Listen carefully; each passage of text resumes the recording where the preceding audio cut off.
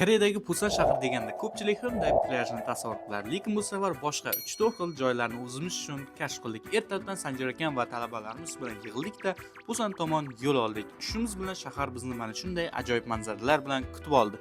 Birinchi Chinatownga tashrif yurdik, qiziqarli joylarni aylandik va e'tiborlisi o'zbek oshxonalariga ham ko'zimiz tushdi. Undan keyin esa tarixiy 168 zinapoya tomon yurdik.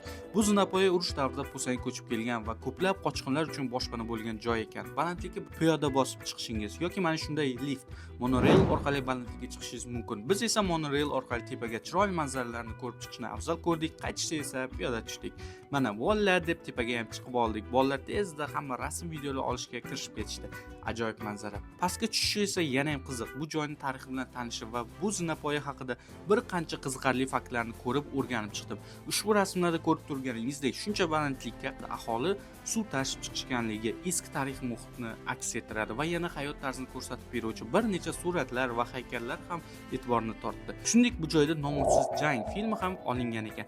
Sayohatimiz hali tugamadi. 3-4 lokatsiyalar keyingi qismda. Agar davom ettirishni istasangiz, kommentariyada 2-qism deb yozib qoldiring.